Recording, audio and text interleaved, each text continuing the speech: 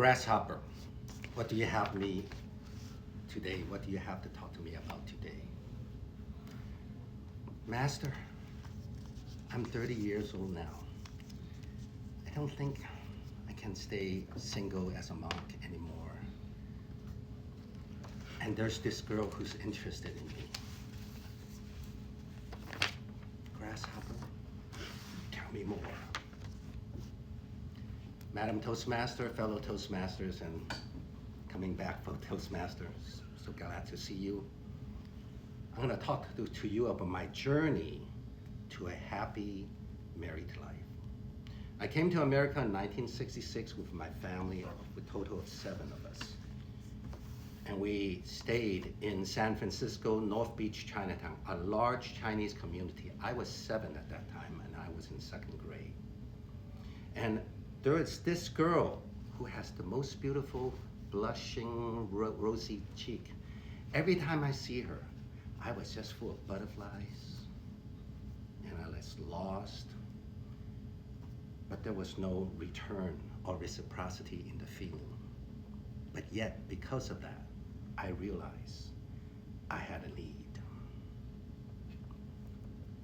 In 4th grade, I have this group called the Magnificent Six. It started with a girl knocking on my door, wanted to have a walk with me. I was very athletic in Garfield Elementary School. And then soon there's a total of 6 of them. And we would be walking, going to the beach, go to the Fisherman's Wharf in San Francisco.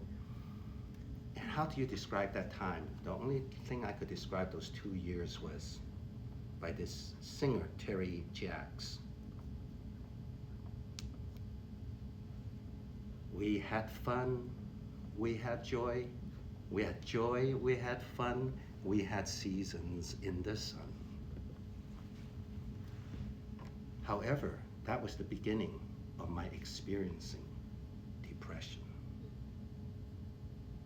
Then in high school, there was this girl right in front of me, sitting right in front of me, sitting right in front. She was well endowed, well endowed. Every time she turned around, I was afraid that she's gonna bump onto me with those endowments. And there's this commercial by Dolly Parton who sells Folgers coffee. And she said, this is the richest type of coffee. They are mountain grown. And then this girl that's in front of me, I always look at her and there's an expression above her. I wasn't able to describe what expression it is. But then I saw this video by this lead singer of LMFAO. He has this big old hair and big old glasses, and he sings, I'm sexy and I know it. Now, forward to 30. I was serving full-time as a youth minister to young people, junior higher, high schoolers, and college from San Francisco State University. I was having the best time of my life, being single, serving, praying. Then my wife pursued me. We got married. I was 30. I realized there's a difference between courtship, where you pray a lot, you're saying happy things to everyone, always in a good mood. Then after marriage, especially after a few years, there's a different reality. The toilet, up or down, makes a difference after a few years of marriage. Whether the window opens or closes makes a difference. And then I realized it's important for a man not to be too logical. The best is, as far as me, strategic silence. And when I asked her, how are you doing? She said, I'm fine. I find out. I'm fine means I'm fine. I'm not fine. I expect you to talk to me and understand what I'm going through. So those are some of the things I learned. Also, another thing I learned is that I'm sorry, please forgive me. This kind of journey. And then there's such thing as a 7-year itch.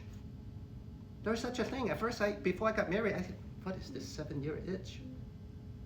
There is such a thing. Now, how do you deal with it? Commitment, for better or for worse, death shall we part. I find out the commitment is more important than even physical compatibility. I was hurt for a few years.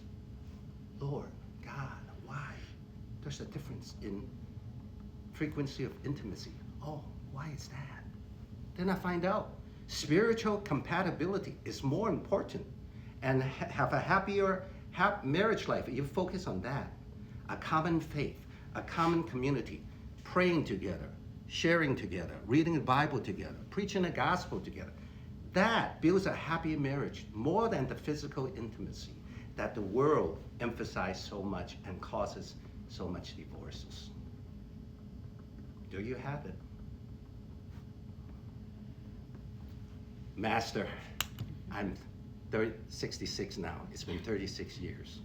I find out the key to happiness in a marriage is not that much physical attractiveness.